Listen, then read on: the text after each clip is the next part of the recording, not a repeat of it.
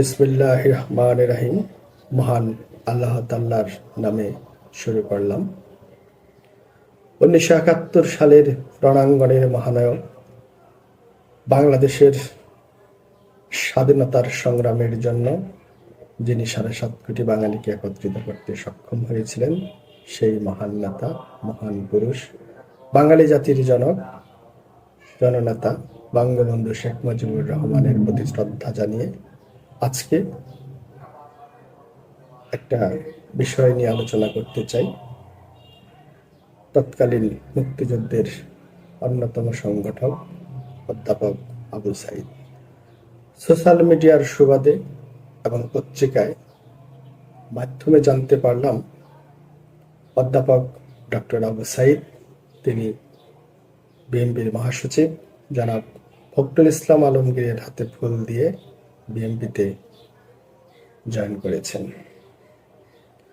বিষয়টা আমাকে খুব ভাবিয়েছে, কষ্ট দিয়েছে, তাই তার প্রসঙ্গ নিয়ে আপনাদের সামনে দু চারটি কথা বলতে চাই।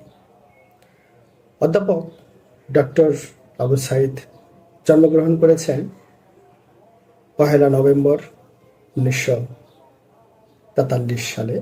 একজন বাংলাদেশি রাজনীতিবিদ, লেখক, গবেষক, মুক্তিযুদ্ধের অন্যতম সংগঠক এবং তৎকালীন সংবিধান প্রণয়ন কমিটির সর্বকনিষ্ঠ একজন সদস্য এবং বঙ্গবন্ধু কর্তৃক তৎকালীন পাবনা জেলার গভর্নর। তিনি 1996 থেকে 2001 সাল পর্যন্ত তৎকালীন মন্ত্রিপরিষদের তথ্য প্রতিমন্ত্রী হিসাবে দায়িত্ব পালন করেছেন। অধ্যাপক আবু সাঈদ সাহেব শেষ বয়সে এসে রং বদলানোটা কি সত্যি জরুরি ছিল? আপনি 1970 সালে বঙ্গবন্ধুর হাত ধরে রাজনীতিতে এসেছিলেন। মুক্তিযুদ্ধ ও বঙ্গবন্ধু নিয়ে অর্ধশত বই প্রায় লিখেছেন। সংবিধান প্রণয়নকালে সর্বকনিষ্ঠ সদস্য হওয়ার সুযোগ পেয়েছিলেন। একসময় গণফোরাম, তারপর নতুন দল, আর আজ বিএনপিতে জয়েন করলেন। দল বদলানোটা আপনার ব্যক্তিগত অধিকার, এতে আমার কোনো আপত্তি নেই। কিন্তু একজন সাধারণ নাগরিক হিসেবে আমি তো দু চারটা কথা বলতেই পারি। বঙ্গবন্ধু জাতির জনক, এই বিশ্বাস আপনি জীবনভর প্রচার করেছেন। আজ কি সেটা অস্বীকার করবেন? বঙ্গবন্ধুই স্বাধীনতার ঘোষক, বঙ্গবন্ধুই রণাঙ্গনের মহানায়ক, এই কথা আপনার বইয়ে, বক্তৃতায়, কলমে ভরা। আজ কি দলীয় স্বার্থে ইতিহাস বদলাবে? যে দল আজ আপনাকে গ্রহণ করেছে তারা তো এই দুটি সত্য কথায় মানে না। তাহলে আপনার আস্থা কি? সারা জীবন লেখা, ভাবনা, আদর্শ সবকিছু আজ বাতিল? নাকি নতুন স্ক্রিপ্টে আপনি অভিনয় শুরু করলেন? রাস্তায় টোকাইদের বানালেন রাজনীতিবিদ। এই রাজনীতি মাঠে আজ ব্যস্ত হবেন আপনি। ইতিহাস লিখে যারা ইতিহাস বদলায় তাদের নাম ইতিহাস ক্ষমা করে না। শেষ বয়সে এসে আদর্শ বদলানো, এটা কি রাজনীতি নাকি সুবিধাবাদী?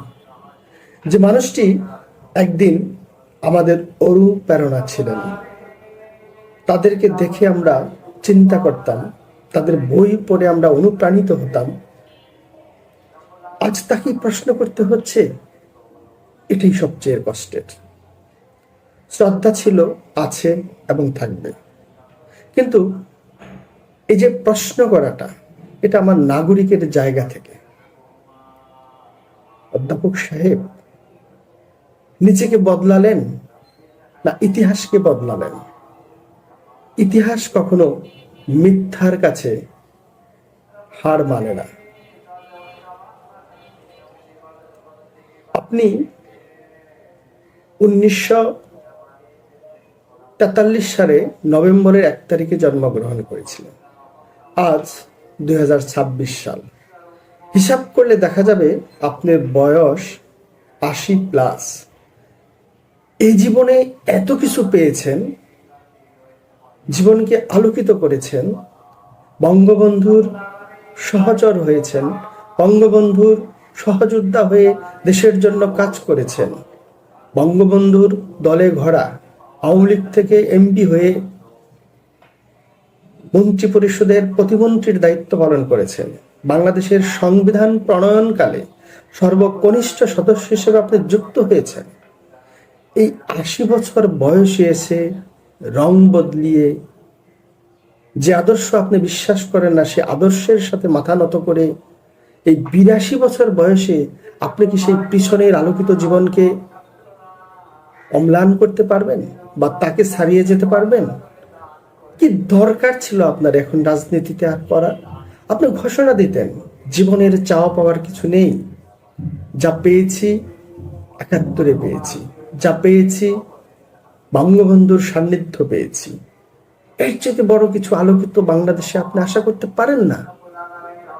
আপনাকে রাজনীতি ইস্তেহা দিয়ে মানুষের আদেশ নির্দেশ দিতে পারতেন। একটা দলের ব্যানারে যেতে হবে, রাজনীতি করতে হবে, এমপি করতে হবে, এমপি হতে হবে, ক্ষমতায় যেতে হবে, ক্ষমতার চেয়ারে যেতে হবে। রাজনীতি কি সত্যিকারে রাজনীতি কি আসলে ক্ষমতার চেয়ারে বসা, নাকি জনগণের সাথে নিয়ে জনগণের অধিকারের জন্য লড়াই করা? আপনার চিন্তা চেতনা, আপনার বইয়ের যে লেখা, আপনার যে লেখনী, সেটার সাথে আপনার বর্তমান সিদ্ধান্ত আমরা মেনে নিতে পারতেছি না। আপনাকে জাস্ট প্রশ্ন করলাম, আপনি নতুন প্রজন্মের জন্য কি বলতে চান? আপনাকে প্রশ্ন করার মতো এত বড় সাহস, এত বড় দাম্ভিকতা আমার নেই, কিন্তু প্রশ্নগুলো আমাকে কুড়ে কুড়ে খাচ্ছিল, তাই আপনাকে নিয়ে আমার এই দুটি কথা বলা। ধন্যবাদ, সবাই ভালো থাকবেন। আবার দেখা হবে কোনো এক নতুন টপিক নিয়ে। আসসালামু আলাইকুম।